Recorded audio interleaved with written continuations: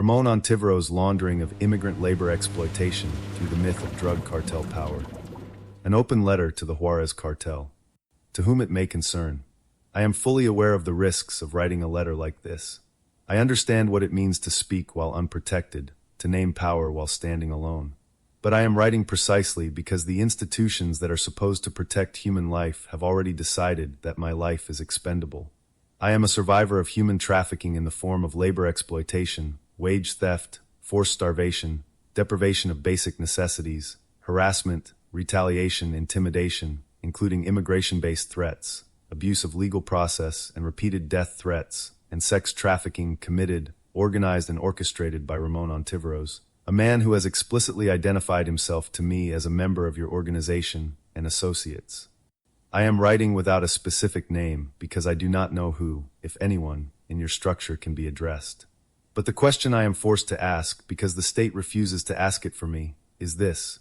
If Ramon Ontiveros is truly a member of your organization, and if he truly has the authority to invoke your name as a death sentence, then why is he still hiding behind intimidation instead of action?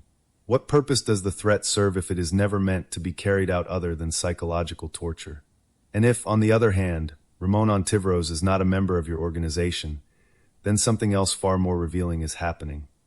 The name of your organization is being weaponized by a private individual to terrorize Mexican immigrants into silence, to steal their labor without pay, and to enforce compliance through fear rather than contracts or law.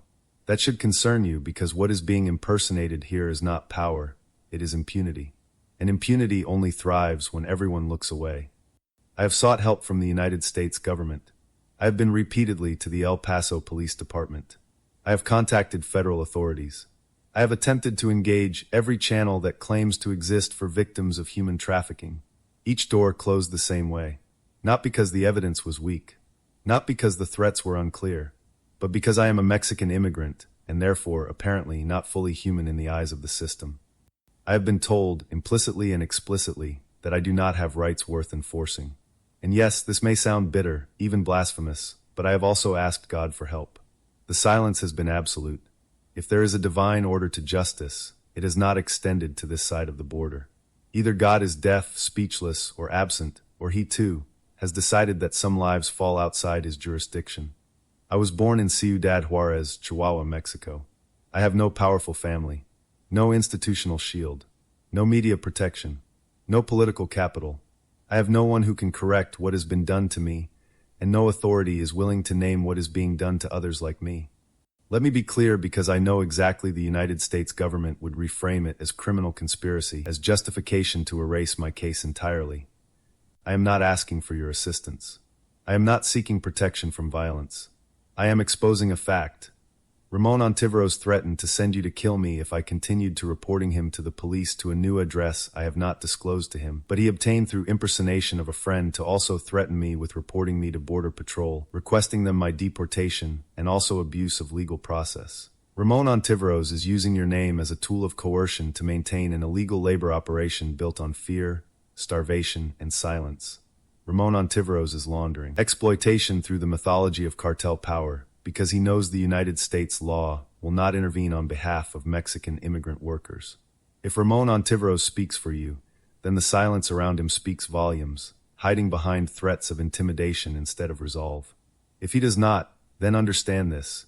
Your name is being used as a costume to terrorize your people, Mexican immigrants, the most disposable people in the United States economy.